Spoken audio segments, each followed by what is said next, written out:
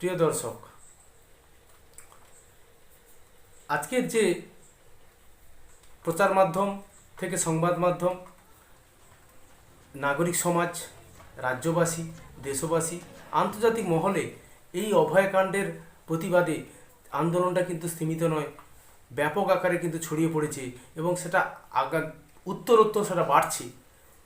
কেন আজকে জুনিয়র ডাক্তারদের সঙ্গে আলোচনা ব্যর্থ হলো? তৃণমূল কংগ্রেসের মুখপাত্র যারা, এমপি এমএলএরা যারা মন্তব্য করছেন, বা তৃণমূল কংগ্রেস এই আন্দোলনটাকে স্থিমিত বা ভেঙে দেওয়ার জন্য কি কি পরিকল্পনা নিয়েছে।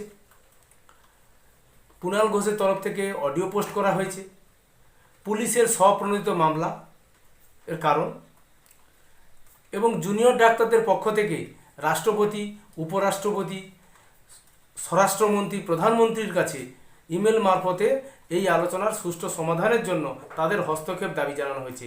এগুলো নিয়েই আজকের এই আলোচনা, আজকের এই প্রতিবেদন শুরু করছি।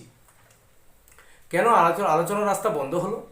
কারণ সরকার বলছে আন্দোলনকারীদের সদিচ্ছার অভাব, লাইভ স্ট্রিমিং করতে দেওয়া হবে না যেহেতু সুপ্রিম কোর্টে বিচারাধীন। কিন্তু আন্দোলনকারীরা বলছে লাইভ স্ট্রিমিং অবশ্যই করা যায়। কেন করা যাবে না? লাইভ স্ট্রিমিং করলে সমস্যা কোথায়? আমরা 5 দফা দাবির বিষয়ে আলোচনা করব। সরকার 5টি দাবির বিষয়ে সরকারের যে চিন্তাভাবনা বা সরকার কি কি পদক্ষেপ করতে চাইছে সেগুলো সাধারণ মানুষ সবাই শুনবে। কারণ আন্দোলনকারীরা বলছেন তাদের আন্দোলন কিন্তু আর শুধু আন্দোলনরত জুনিয়র ডাক্তারদের মধ্যে সীমাবদ্ধ নয়। মানুষের যে নৈতিক দাবি এবং মানুষের ইচ্ছা, মানুষ কি চায় সেগুলো কিন্তু সম্পৃক্ত হয়ে গেছে। তাই এটা মানুষেরই দাবি। সেই দাবির যথাযথ উত্তর জানার জন্য অবশ্যই লাইভ স্ট্রিমিং হওয়া প্রয়োজন। সেক্ষেত্রে প্রত্যেক মানুষই লাইভ স্ট্রিমিংয়ের মাধ্যমে দেখতে পাবে বা সরাসরি সম্প্রচার হলে দেখতে পাবে যে সরকার প্রত্যেকটা দফা বা বিষয়ে সরকার কী চিন্তাভাবনা করছে, কিভাবে সমাধানের চিন্তাভাবনা করছে। সেটা তো ভালো হতো, কেন হবে না? সুপ্রিম কোর্টের এই নিয়ে তো কোনো রকম নির্দেশ নেই যে সরাসরি সম্প্রচার করা যাবে না বা সমস্যা সমাধানের ক্ষেত্রে কোনোরূপ আলোচনা করা যাবে না, এমন রকম কোনো নির্দেশিকা কিন্তু সুপ্রিম কোর্টের পক্ষ থেকে নেই। আজকে একটি অডিও ক্লিপ কুণাল ঘোষ প্রকাশ করেছেন, যেখানে আন্দোলনকে ভেঙে দেওয়ার জন্য বা আন্দোলনে আক্রমণ করার জন্য দুজন ব্যক্তির মধ্যে কথোপকথন হচ্ছে। সেখানে ওই আন্দোলনরত চিকিৎসকদের উপরে হামলা চালানো হবে এবং হামলা চালানোর ক্ষেত্রে দায় পড়বে সরকারের উপরে, কিন্তু ঘটাবে কারা? বাম এবং বিজেপি যারা চক্রান্ত করে তারা। কিন্তু এই রকম অডিও ক্লিপের বিষয়টা সত্যি আমাদেরকে ভাবিয়ে তুলেছে যে মানুষজন এত খাবার, তাদের নিজস্ব বাথরুম, স্নান, প্রত্যেকটা কিছু মানুষ উদাত্ত কণ্ঠে জুনিয়র ডাক্তারকে পাশে দাঁড়িয়েছে। সেখানে এইরকম একটা অডিও ক্লিপ বাজারে এনে সরকার কি প্রমাণ করতে চাইছে বা মুখপাত্র কুণাল ঘোষ কী প্রমাণ করতে চাইছেন? যে এই আন্দোলনে রাজনৈতিক রং লাগানোর চেষ্টা করছেন, যে সরকারকে বদনাম করার জন্য। সরকার যদি চাইতো সেদিন তো সদর্থক ভূমিকা নিয়ে এই আলোচনাটাকে সদর্থকভাবে শেষ করতে পারত। তারা দাবি রেখেছে 5টা দাবির বিষয়ে আলোচনা হবে। সরকার কি কি পদক্ষেপ নিচ্ছে তার পুঙ্খানুপুঙ্খ বিবরণ মানুষের সামনে তুলে ধরবে। সেখানে মানুষের মাধ্যমে নির্ধারিত হবে যে সরকার কতটা সদর্থক, এটা মানুষ দেখবে। এখানে কি কোথাও ধরা পড়ে যাওয়ার ভয় আছে? সরকারের উত্তরে যদি মানুষ সন্তুষ্ট না হয়, এই জন্য কি লাইভ সম্প্রচারের ক্ষেত্রে কোথাও সরকার পিছিয়ে গেল? তার কারণে আজকের এই আলোচনা হয়েছে, আলোচনাটা ভেস্তে গেল। আগামী 18 তারিখ কিন্তু সরকারের কিছু পরিকল্পনা আমরা বুঝতে পারছি। যেভাবে 27 জন রুগী বিনা চিকিৎসায় মারা গেছে বলে মুখ্যমন্ত্রীর তরফ থেকে একটা দাবি করা হয়েছে, সেই 27 জন মৃত পরিবারের লোকজনকে ক্ষতিপূরণ দেওয়ার ব্যবস্থা হয়েছে। এটা কিন্তু অবশ্যই আগামী 18 তারিখের যে শুনানি হবে সুপ্রিম কোর্টে সেখানে তুলে ধরা হবে এবং কিভাবে আদালতের মারফতে এই আন্দোলনকে স্তীমিত করা যায় সেই পথ কিন্তু সরকার নিয়েছে। কারণ যেভাবে এই 27 জনের মৃত্যুর পিছনে আন্দোলনরত জুনিয়র ডাক্তারদের কর্মবিরতিকে দায়ী করা হচ্ছে এবং তৃণমূলের পক্ষ থেকে স্লোগান দেওয়া হচ্ছে খুনি ডাক্তার। এখান থেকে স্পষ্ট যে আগামী সুপ্রিম কোর্টের শুনানিতে অবশ্যই কিন্তু এটা প্রাধান্য দেবে। আরেকটি ছবি খুব প্রাধান্য দেবে বলে মনে হয়, সেটা নবান্ন সভাঘরে মুখ্যমন্ত্রী যে একাকী বসেছিলেন ডাক্তারদের আশায় সেই সভাটা ক্যান্সেল হয়ে গেছে বা আলোচনাটা ভেস্তে গেছে, তার এই ছবিটা পোস্ট করে কিন্তু এটা কিন্তু তৃণমূল বোঝাতে চাইছে আগামী 18 তারিখে সুপ্রিম কোর্টে এটা কিন্তু জোরালোভাবে পেশ করবে।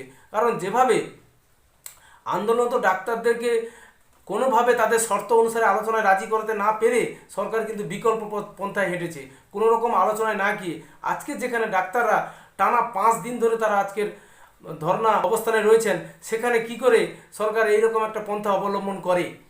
অবশ্যই সরকাররা কিন্তু আলোচনা চাইছে না, যা হবে সেটা সুপ্রিম কোর্টের মাধ্যমেই হবে। সেখানে তথ্য পরিবেশন করে বা তথ্য তুলে ধরেই কিন্তু তার মীমাংসা করতে চাইছে সরকার। সরকারে যদি সত্যিকারে সদিচ্ছা থাকতো, তবে সরকার কি কি ব্যবস্থা নিচ্ছে, কোন কোন প্রশ্নের কি কি উত্তর দিচ্ছে, তার যথাযথ প্রশ্নের উত্তর কিন্তু সরকার দিতে পারত। সেক্ষেত্রে কিন্তু আন্দোলনটা ওখানেই বন্ধ হয়ে যেত। আজকের আন্দোলন তো ডাক্তারদেরকে খুনি বলা হচ্ছে, ভিলেন বানিয়ে দেওয়া হচ্ছে।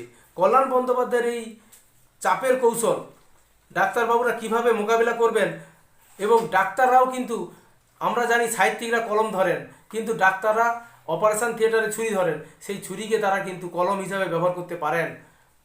কারণ যেভাবে ডাক্তারদের পাশে সাধারণ মানুষ আজকে দাঁড়িয়ে গেছেন বা অকুণ্ঠ সমর্থন যে দিচ্ছেন, এটা কিন্তু আর শুধু ডাক্তারদের আন্দোলনের মধ্যে সীমাবদ্ধ নয়, এটা কিন্তু অনেকটা নাগরিক সমাজের আন্দোলনে পরিণত হয়েছে। সেখানে যেভাবে তৃণমূলের বিভিন্ন বিধায়ক, এমপি এবং মুখপাত্রদের দিক থেকে যেভাবে ডাক্তারদের বিরুদ্ধে প্রচার করা হচ্ছে, এবং আজকে একটি সভা দেখলাম, অবস্থান দেখলাম, 27 জন যে দাবি করা সরকারের তরফ থেকে যে দাবি করা হচ্ছে যে 27টি পরিবারের মানুষজন বিনা চিকিৎসায় মারা গেছে, তাদেরকে সেখানে হাজির করানো হয়েছে এবং তাদেরকে সরকারের তরফে ক্ষতিপূরণ দেওয়া হচ্ছে। যে আজকে বিনা চিকিৎসায় মারা যাওয়ার জন্য ডাক্তাররা দায়ী, এটা কিন্তু প্রবলভাবে পেশ করার চেষ্টা হচ্ছে সরকারের তরফ থেকে, এবং এই কৌশলই কিন্তু আগামী দিনে সুপ্রিম কোর্টে সরকার পেশ করবে। এ বিষয়ে কিন্তু কোনো দ্বিধা থাকার কথা নয়। প্রচ্ছন্ন হুমকি দিচ্ছেন, এইভাবে কিন্তু ডাক্তারদের উপর একটা চাপ তৈরি করার চেষ্টা করছে। আগামী দিনে ডাক্তারবাবুরা কীভাবে এই চাপ সামলান, সেটাও কিন্তু একটা বড় কথা।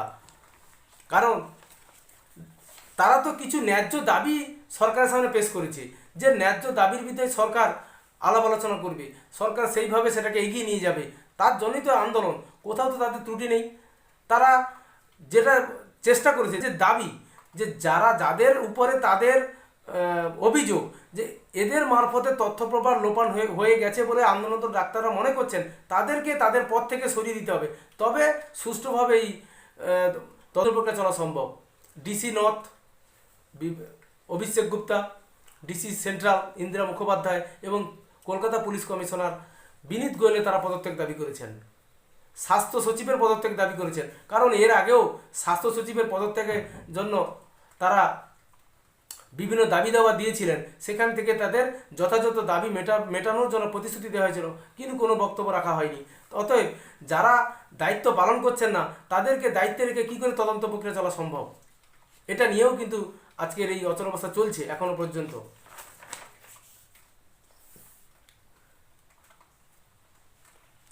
আজকে যদি আমরা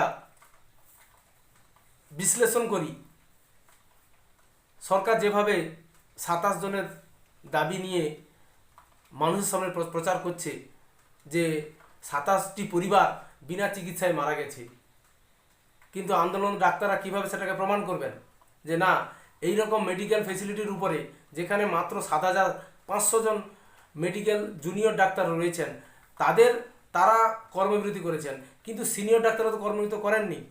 তবে কি করে হতে পারে অচল অবস্থা? এটা নিয়ে কিন্তু সুপ্রিম কোর্টের যে পরবর্তী যে শুনানি রয়েছে 18 তারিখ, সেখানে কিন্তু মোকাবেলা হবে। অবশ্যই সেটা খুব জোরালোভাবে পেশ করবে বলে মনে হয়, এবং সেদিকে আমাদের তাকিয়ে থাকতে হবে। কারণ সরকারের কোনো পক্ষ থেকেই আর কিন্তু কোনো রকম কোনো তথ্য বা কোনো আবেদন করা হচ্ছে না। এটা সরকার একটা ঘুরিয়ে দেওয়ার চেষ্টা করছে।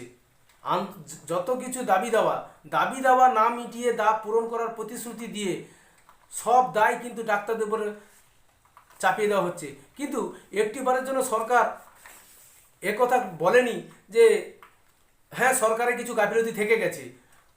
স্বাস্থ্য বিভাগের এবং পুলিশ বিভাগের অনেকটা গাফিলতি থাকার জন্য জনমানুষের যে ক্ষোভ, সেই ঠিক ক্ষোভ কি অনুসন্ধানে কোনো রকম চেষ্টা না করে সরকার সম্পূর্ণ দায়টা চাপিয়ে দিচ্ছেন আন্দোলনরত জুনিয়র ডাক্তারদের উপরে। তারা তো এতদিন সহ্য করেছেন, আর তারা সহ্য করতে পারছেন না, একটা সিস্টেমের বদল চাইছেন। এই চাপ, এই থ্রেট সংস্কৃতি বদলি করে দেওয়া, কাউকে নাম্বার কম করে দেওয়া, ফেল করিয়ে দেওয়া, বিভিন্নভাবে কিন্তু প্রেসারাইজ তৈরি করা হয়েছে। তারা দাবি করছেন, সেই দাবির সপক্ষে তারা আজকে দাবির ন্যায্য দাবির যথাযথ প্রতিকারের জন্য তারা আজকে আন্দোলন নেমেছেন। তাদের কিন্তু আন্দোলনে অন্য কোনো উদ্দেশ্য নয়। অযথা সরকার কিন্তু সেখানে রাজনীতির রং লাগিয়ে দিয়ে আন্দোলনকে ভেঙে ফেলার একটা চেষ্টা কিন্তু চালিয়ে যাচ্ছেন। এবং সর্বশেষ যে চেষ্টা করবে সেটা হচ্ছে আগামী দিন 18 তারিখ সুপ্রিম কোর্টে কিন্তু অবশ্যই সেই শুনানিতে কিন্তু সরকার এই সমস্ত দাবি দাওয়াগুলো পেশ করবে বলে মনে হয়। আগামী দিনে আমাদের অবশ্যই চোখ থাকবে পরবর্তী আপডেটের উপরে, ঘটনা প্রবাহের উপরে। অবশ্যই আপনাদের সামনে সেই প্রতিবেদন পেশ করব। ততক্ষণ পর্যন্ত শুভ বিদায়, নমস্কার। কাকদ্বীপ টিভির পক্ষ থেকে আমি প্রতাপ, ধন্যবাদ।